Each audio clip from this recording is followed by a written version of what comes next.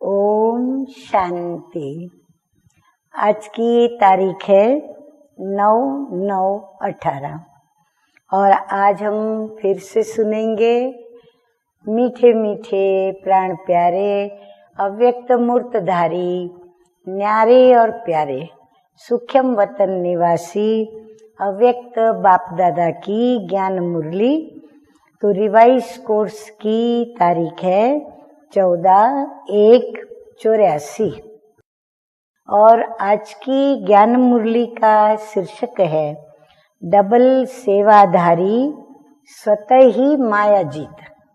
स्वतः ही माया जीत माना उनको मेहनत नहीं करनी पड़ती या फिर उनको किसी की भी मदद नहीं लेनी पड़ती।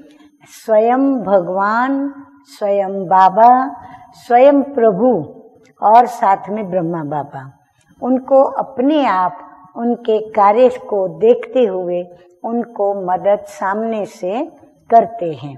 तो डबल सेवाधारी स्वतः ही माया जीत। मुरली सुनते हैं तो मीठे मीठे बाप दादा वाच। आज दिलाराम बाप अपने दिल तख्त नशीन बच्चों से व अपने स्नेही सहयोगी बच्चों से दिल की लेन देन करने आए हैं। तो हम बच्चे कितने न सौभाग्यशाली हैं कि हमारे साथ कौन लेन देन करने आए? स्वयं दिलाराम बाप हम बच्चों से रू रिहान करने आए हैं। बाप की दिल में क्या रहता और बच्चों की दिल में क्या रहता है, आज सभी के दिल का हालचाल लेने आए हैं। खास दूरादेशी डबल विदेशी बच्चों से दिल की लेन देन करने आए हैं।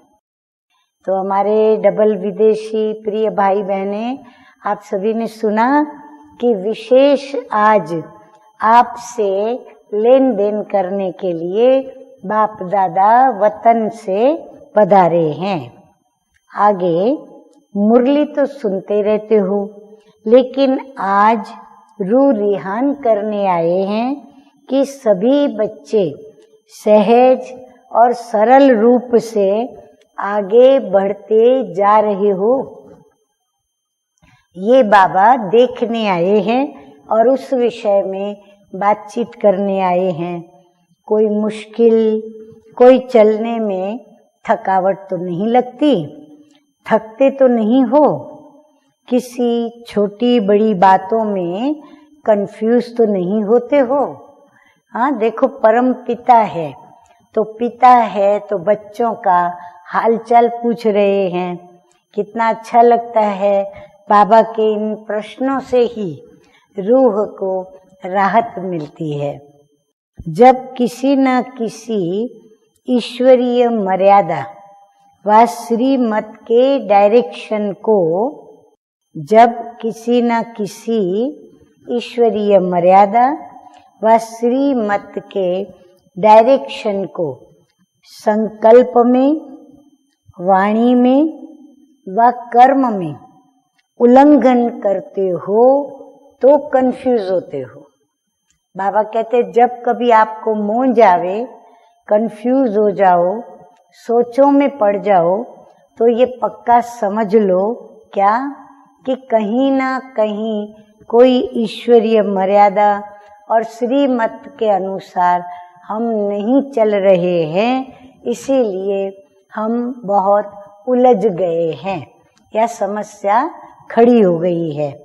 नहीं तो बहुत खुशी खुशी से, सुख चैन और आराम से बाप के साथ साथ चलने में कोई मुश्किल नहीं तो बाबा कहते स्वयं भगवान आपके साथ है। तो अगर आप डायरेक्शन पर बराबर श्रीमत पर होंगे तो आप बड़े खुशी खुशी से और सुख चैन, बाबा कहते हैं चैन से, सुख से और आराम से बाप दादा के साथ साथ चलेंगे। उसमें ना कोई थकावट, ना ही कोई उलझन होंगी। किसी भी प्रकार की कमजोरी सहज को मुश्किल बना देती है। नोट करें ये वाक्य सभी कि किसी भी प्रकार की कमजोरी या कमी क्या करती है, कोई भी हमारा पुरुषार्थ या मेहनत या कर्म या क्रिया या सेवा, वो क्या करती है, जो है सहज परंतु उसको मुश्किल बना देती है। तो बाप दादा बच्चों को देख रूरिहान कर रहे थे कि इतने लाडले सिकिलदे श्रेष्ठ आत्माएं, इतने लाडले सिकिलदे श्रेष्ठ आत्माएं। फिर बाबा का दिल नहीं भरता बच्चों की महिमा करने में, तो लाडले सिकिलदे तो कहा, परंतु विशेष आत्माएं, पुण्य आत्माएं, सर्वश्रेष्ठ पावन आत्माएं, सर्वश्रेष्ठ पावन आत्माएं, विश्व के आधार मूर्त आत्माएं। देखो क्या क्या महिमा बाबा हम बच्चों की करते हैं। विश्व के आधार मूर्त आत्माएं, और फिर ये कहे कि मुश्किल, तो बाबा कहते हैं फिर मुश्किल कैसे, इतनी आपके अंदर विशेषताएं और आप लोग मुश्किल है ये कैसे कह सकते हो, उलझन में कैसे आ सकते हैं। ऐसे बच्चे गुणवान उलझन में कैसे आ सकते हैं, किसके साथ चल रहे हैं। बाबा कहते याद करो किसके साथ चल रहे हैं। बाप दादा स्नेह और सहयोग की बाहों में समाते हुए साथ साथ ले जा रहे हैं। बाबा कहते इतना भी याद करो ना तो भी अंदर बहुत खुशी आ जाए। स्नेह सहयोग के बाहों की माला सदा गले में पड़ी हुई है। ऐसे माला में परोए हुए बच्चे, हाँ अब बाबा वंडर खा रहे हैं कि ऐसे माला में पिरोए हुए बच्चे और वो उलझन में आवे, ये कैसे हो सकता। हाँ बाबा को भी प्रश्न उठता है। सदा खुशी के झूले में झूलने वाले, सदा बाप की याद में रहने वाले मुश्किल व उलझन में तो आ नहीं सकते। बाबा कहते जो सदा खुशी के झूले में झूलने वाले और सदा बाप की याद में रहने वाले वो बच्चे मुश्किल में और उलझन में आ गए, ये तो मानने वाली बात ही नहीं। तो वो कैसे आ सकते हैं। कब तक उलझन और मुश्किल का अनुभव करते रहेंगे। बाप की पालना के छत्र छाया के अंदर रहने वाले उलझन में कैसे आ सकते हैं। जब बाप दादा की छत्र छाया हमारे ऊपर है, स्वयं बाप दादा भी हमारे साथ है, फिर बाबा कहते हैं उलझन कैसे आ सकती है।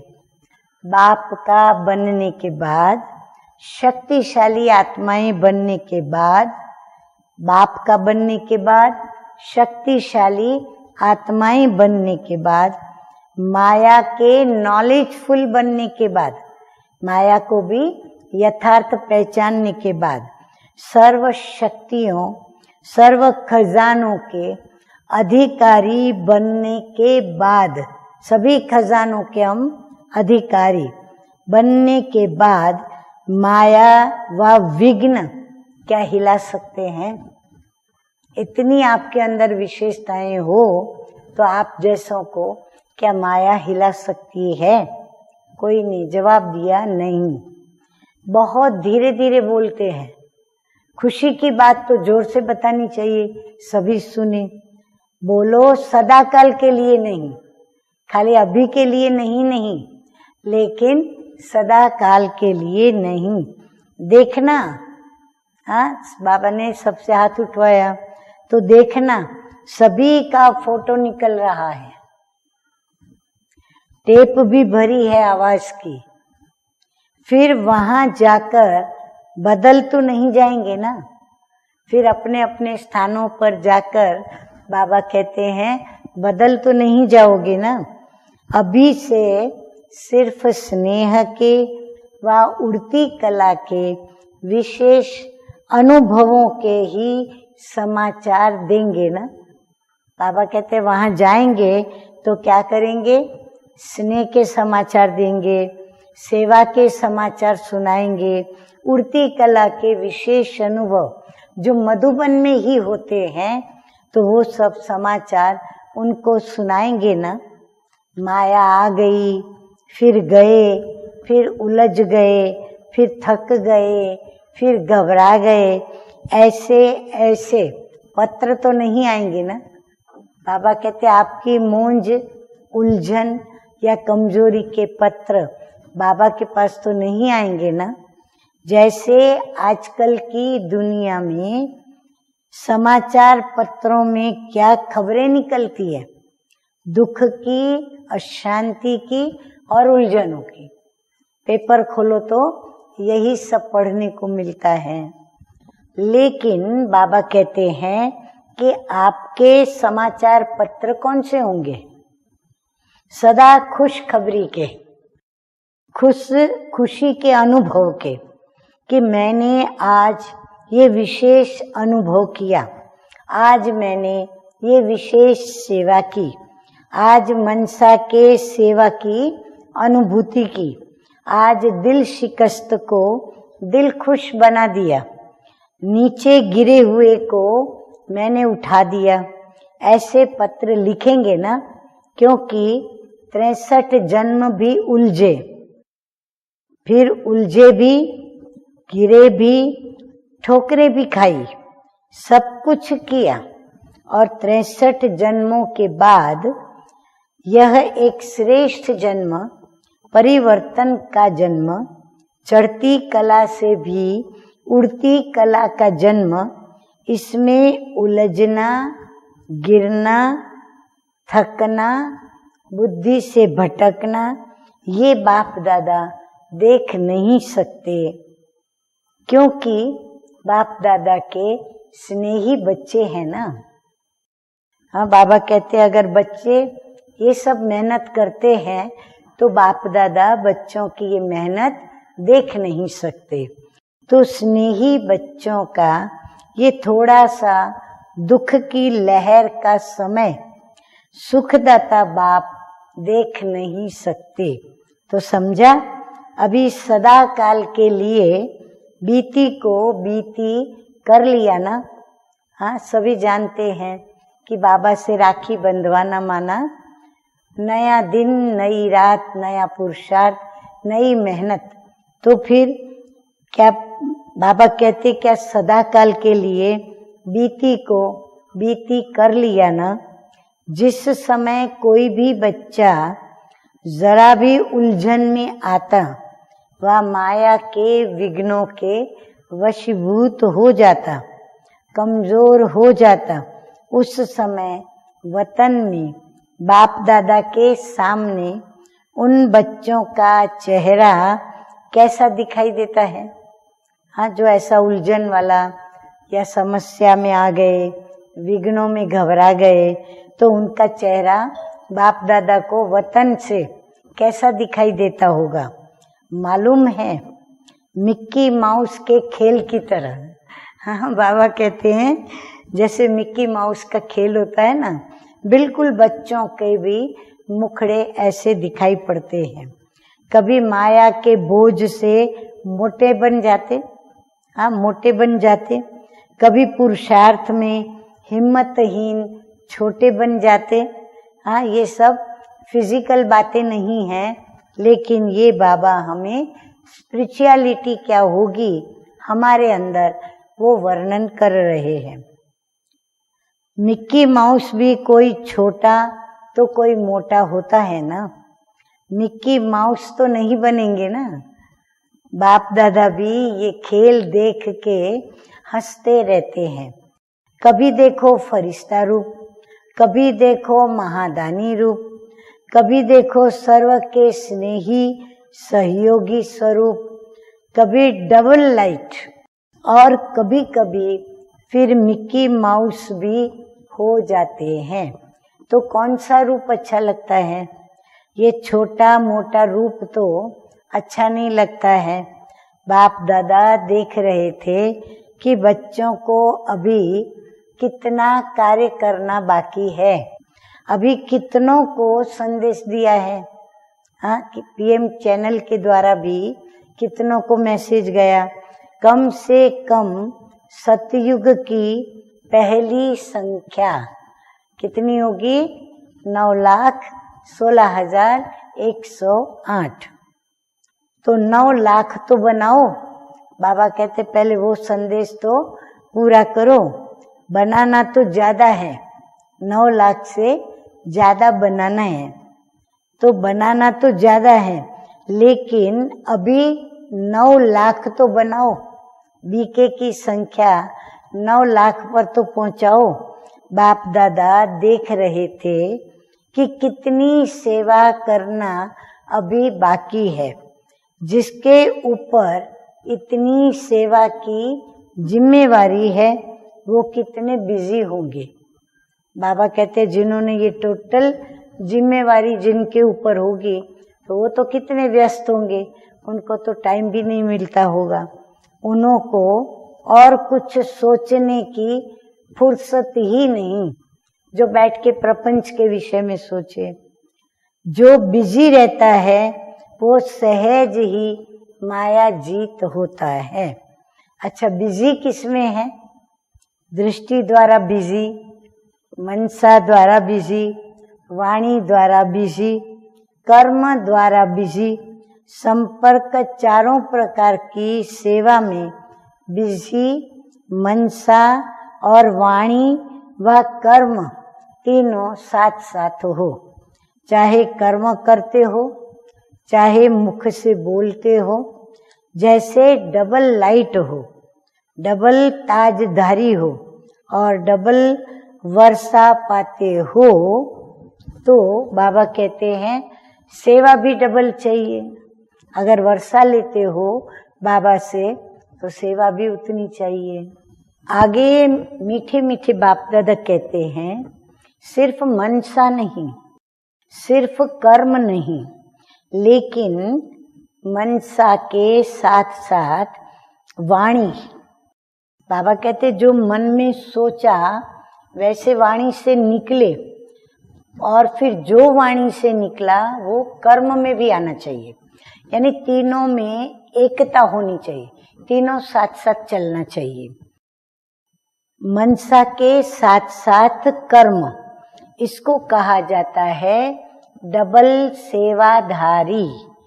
सोचे एक, बोले दूसरा, करे तीसरा, तो डबल सेवाधारी नहीं हुए। परंतु संकल्प भी चले और कर्म में आवे तुरंत संकल्प, तो बाबा कहते हैं इसको कहा जाता है डबल सेवाधारी। ऐसे डबल सेवाधारी स्वतः ही माया जीत रहते हैं। तो समझा? सिंगल सेवा करते हो, सिर्फ वाणी में व सिर्फ कर्म में आ जाते हो तो माया को साथी बनने का चांस मिल जाता है। बाबा कहते तुम बच्चे क्या करते हो? एक सेवा करते हो, या मनसा से, या तो फिर कर्म से, या सिर्फ वाणी से। तो जब अकेला सेवा करते हो किसी भी बात को लेकर तो फिर माया को चांस मिल जाता है। मनसा अर्थात याद।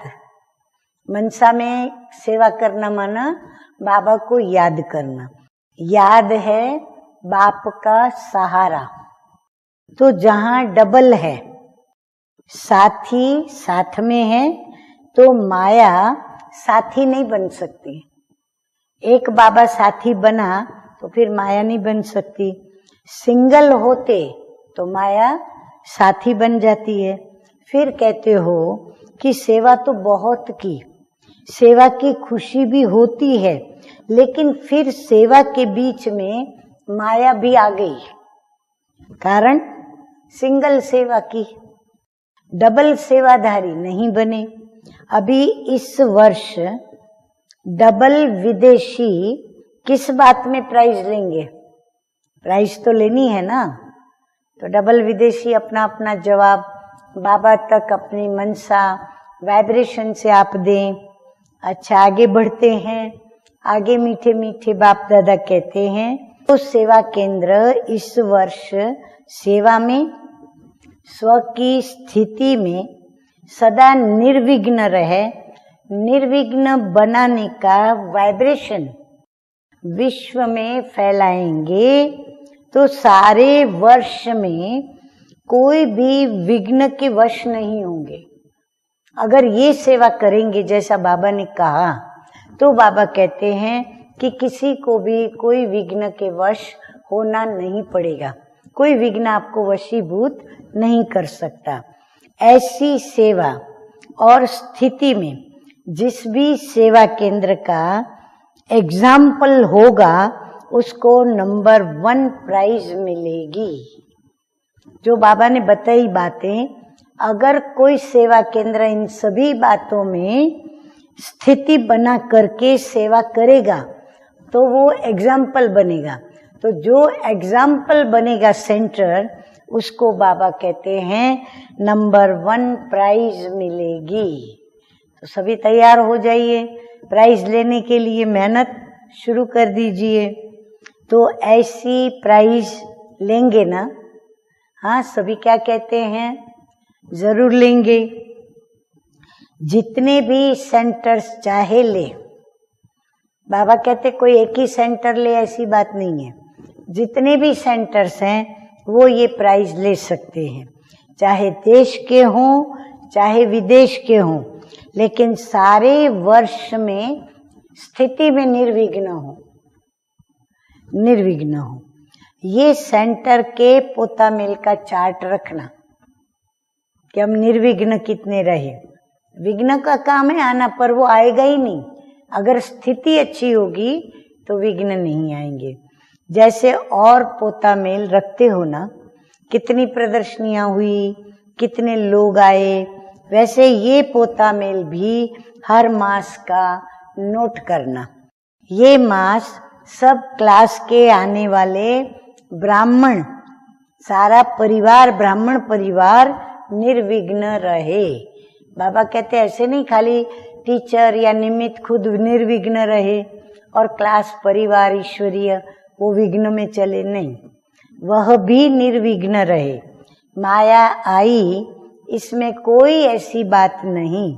ऐसे नहीं कि माया आएगी ही नहीं, ऐसा भी कोई ना सोचे। माया आई, बाबा कहते कोई बात नहीं, आप निर्विघ्न बन के विजयी बनो। ऐसे नहीं कि माया आएगी ही नहीं, माया आवे ही नहीं। माया आवे, लेकिन माया के वश नहीं होना है। माया का काम है आना और आपका काम है माया को जीतना। उनके प्रभाव में नहीं आना है, अपने प्रभाव से माया को भगाना है, न कि माया के प्रभाव में हमको आना है। तो समझा कौन सी प्राइज लेनी है? एक भी विघ्न में आया तो प्राइज नहीं, क्योंकि साथी हो ना, सभी को एक दो को साथ देते हुए अपने घर चलना है ना। इसके लिए सदा सेवा केंद्र का वातावरण ऐसा शक्तिशाली हो जो वातावरण भी सर्व आत्माओं के लिए सहयोगी बन जाए, वातावरण की भी मदद मिले। शक्तिशाली वातावरण कमजोर को भी शक्तिशाली बनाने में सहयोगी होता है। जैसे किला बांधा जाता है ना, किला क्यों बांधते हैं? नगर को किला क्यों बांधते हैं? क्योंकि प्रजा भी किले के अंदर सेफ रहे। राजा सिर्फ अपने महल को किला नहीं बांधता, पूरे नगर को किला बांधता है ताकि प्रजा भी उनकी सलामत रहे। एक राजा के लिए ही कोठरी नहीं बनाते, किला सभी के लिए बनाते थे। आप सभी भी स्वयं के लिए, साथियों के लिए, अन्य आत्माओं के लिए ज्वाला का किला बांधो। बाबा कहते हैं आप कौन सा किला बांधो? ज्वाला रूपी जो योग है ना, ज्वालामुखी योग, वो योग का किला बांधो।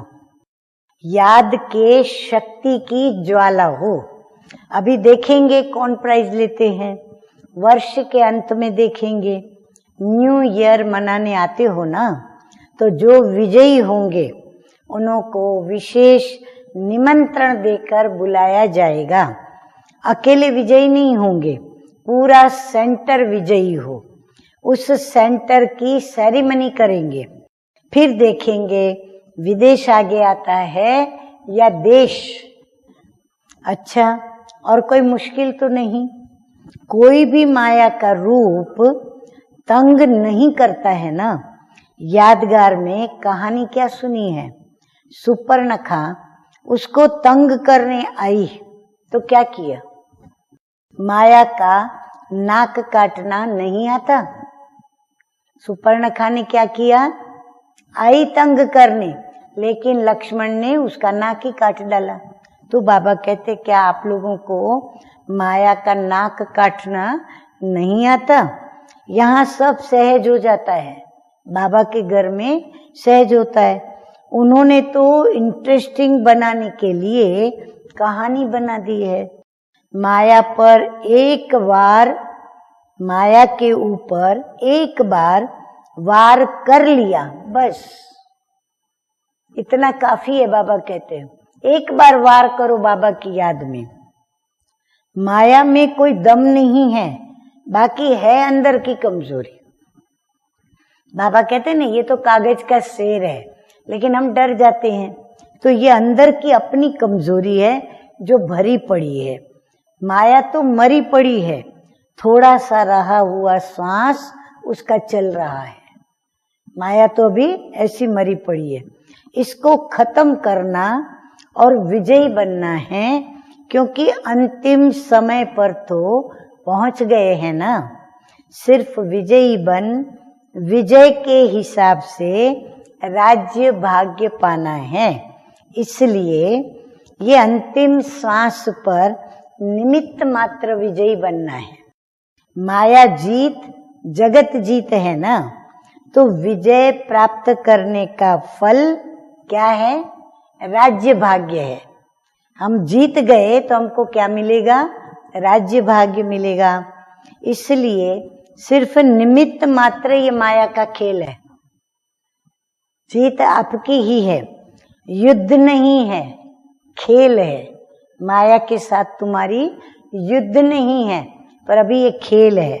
तो समझा, आज से मिक्की माउस नहीं बनना। अच्छा, सतयुग के स्थापना के बारे में कुछ जानकारी बाबा दे रहे हैं।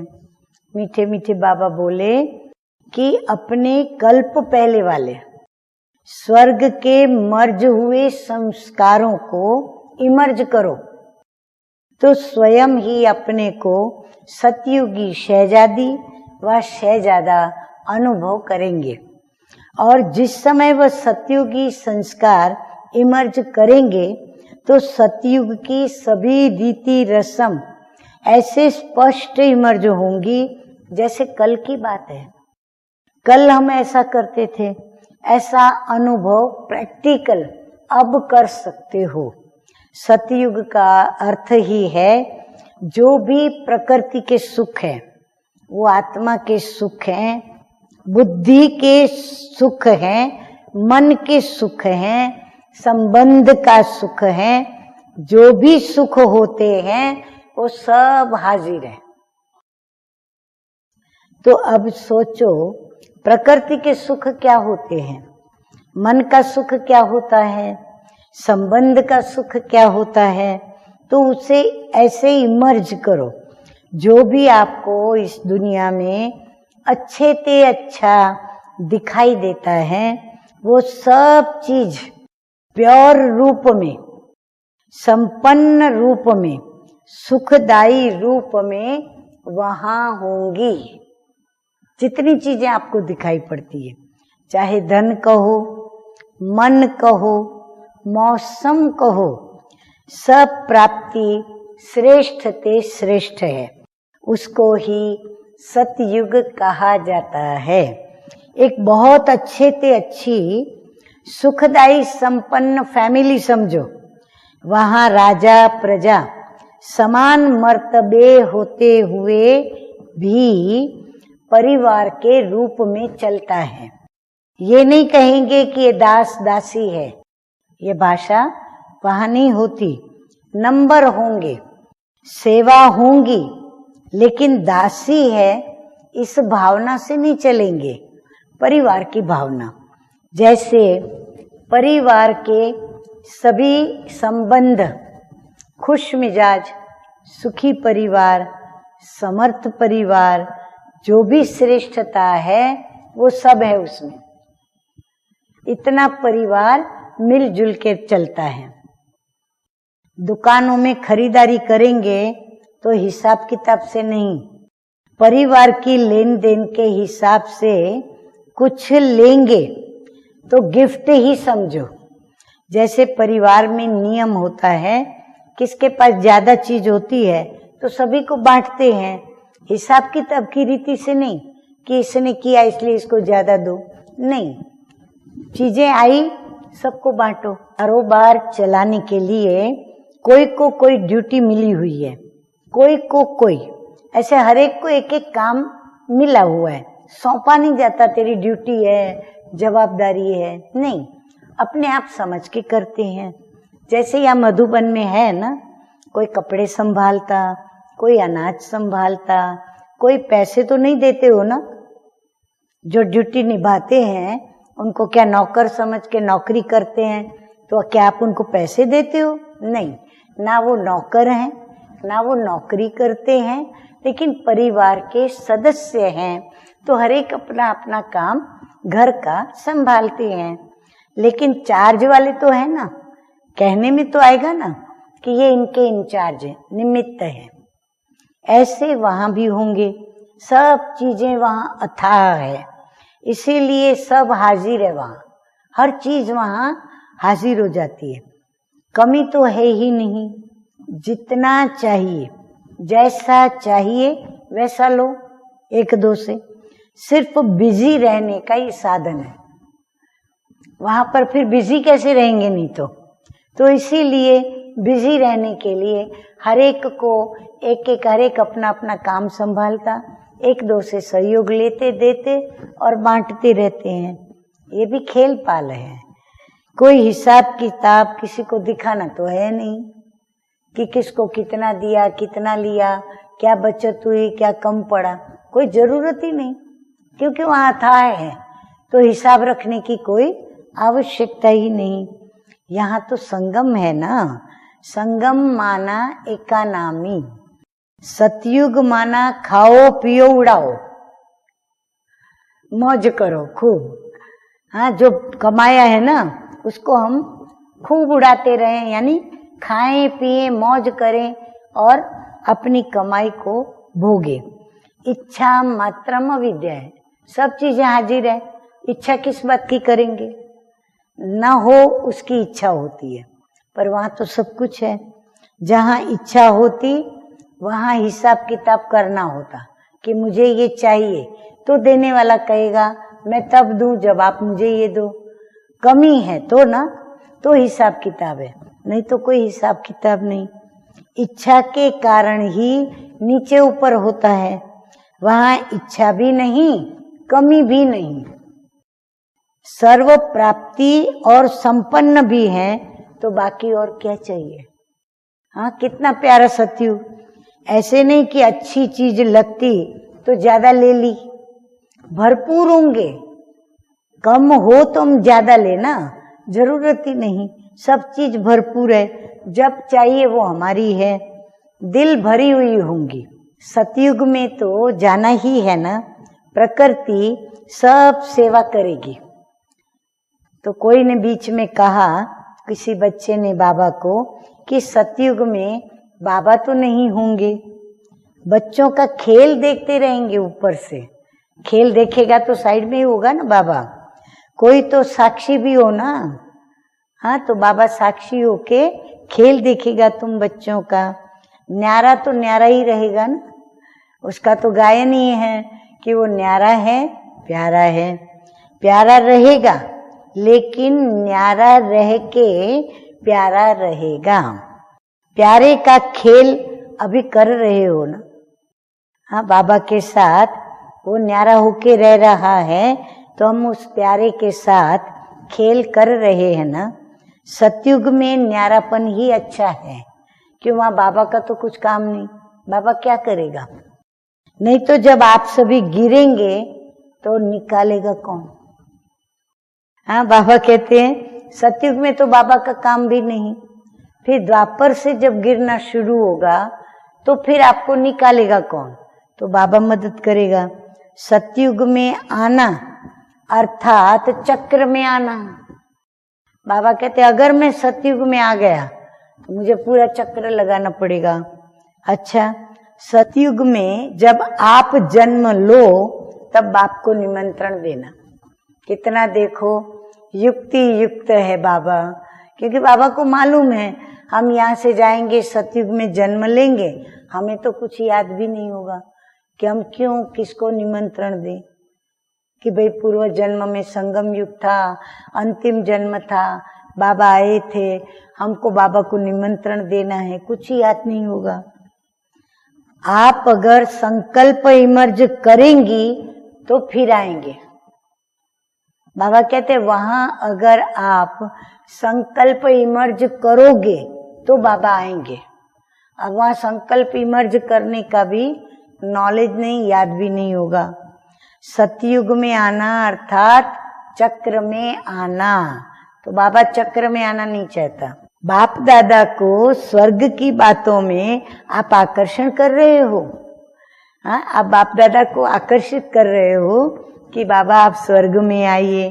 अच्छा, इतने तो वैभव होंगे जो सब खा भी नहीं सकेंगे, इतने वैभव होंगे, सिर्फ देखते रहेंगे। आप भी क्या करोगे, वहां वैभवों को देखते रहेंगे।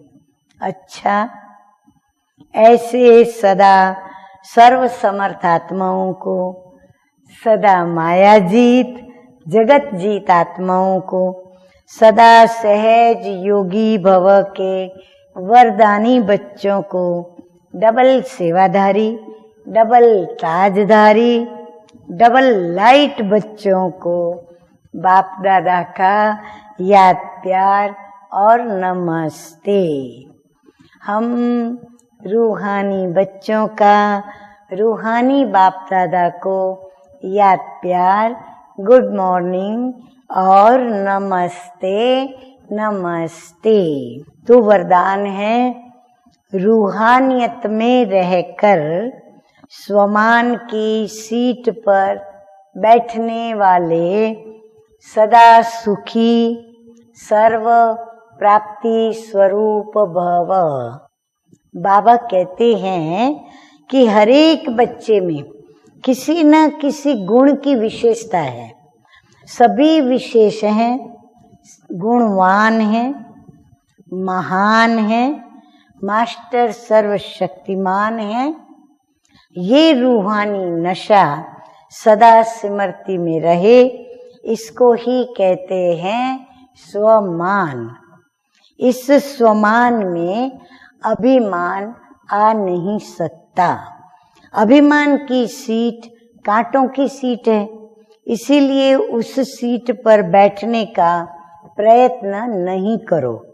रूहानियत में रहकर स्वमान की सीट पर बैठ जाओ तो सदा सुखी, सदा श्रेष्ठ, सदा सर्व प्राप्ति स्वरूप का अनुभव करते रहेंगे। स्लोगन है अपनी शुभ भावना से, अपनी शुभ भावना से हर आत्मा को दुआ देने वाले, हर आत्मा को दुआ देने वाले और क्षमा करने वाले ही, और क्षमा करने वाले ही कल्याणकारी हैं। अच्छा, ओम शांति।